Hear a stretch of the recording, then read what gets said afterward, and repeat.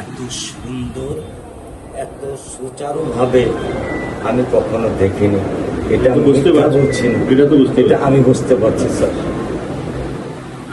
প্রধানমন্ত্রী চলে আসছেন, এটা আমার সৌভাগ্য। আমি সত্যিকার ভাবে স্যার আমি বলি, আমি এটা স্যার প্রত্যাশা করিনি যে আপনার মতো মানুষ আমার এই 10,000 টাকার একটা ফ্ল্যাটে স্যার আপনি পা রাখবেন। কিন্তু এই বিশ্বাস ছিল যে আপনি 8-10 জন না, যে মানুষ ট্রাফিক সিগন্যালে দাঁড়িয়ে থাকে, নিয়ম মেনে চলে, সে মানুষকে বুঝতে স্যার আমার এইটুকু বয়সে স্যার যথেষ্ট স্যার। ইনশাআল্লাহ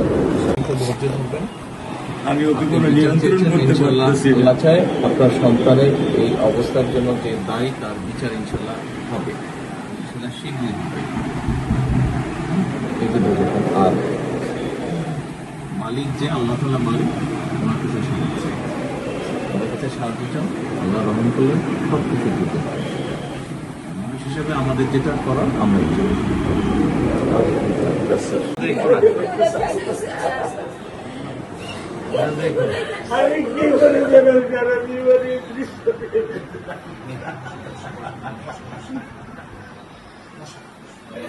আমার এই দৃশ্য আমি কি দিয়ে পূরণ করবো? আমার বিয়ে শুক্রবারে নামাজ মসজিদে নামাজ পড়ে, আমি 3 ওয়াক্ত নামাজ বাসায় পড়ি স্যার, কারণ ও আমার সাথে নামাজ পড়তে পছন্দ করে। 2 ওয়াক্ত নামাজ আমি ওকে নিয়ে স্যার আমার বাসায় পড়ি স্যার। আল্লাহ আমি জানি না আল্লাহ তাআলা আমার কোন পরীক্ষা ফেলেছে, এই দুঃখ, এই কষ্ট, মৃত্যু ছাড়া আমার আর কোনো শেষ নেই স্যার, আর কোনো শেষ নেই স্যার।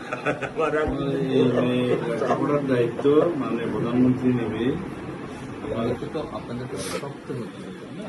আপনার তো বড় মেয়েটা রয়ে গেছে, এখন তো ওর জন্য আপনাদেরকে শক্ত থাকতে হবে স্যার। সত্য কথা, আমি যখন ওকে ভ্যানে পাঠাই আমি খুব বল পাই। আমি কালকেও বলে দিছি যে আমি আর ভ্যানে দিব না, তুমি প্রতিদিন ওকে রিস্কায় নিয়ে যাবা, রিস্কায় করে নিয়ে আসবা। আমি ক্লান্ত স্যার, 10 বছর বয়স থেকে স্যার অবহেলা পেতে পেতে পেতে পেতে স্যার আমি আর নিতে পারতেছি না স্যার। আল্লাহ আমার ভাগ্যে দিচ্ছে, আমি কি করবো?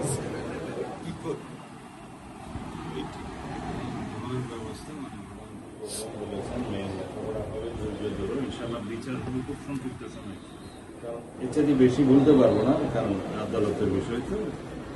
আমরা চার্জশিট দেবো ইনশাআল্লাহ এই 24 ঘন্টার মধ্যে। আমি সত্য কথা বলি, আমার 55 বছর বয়স।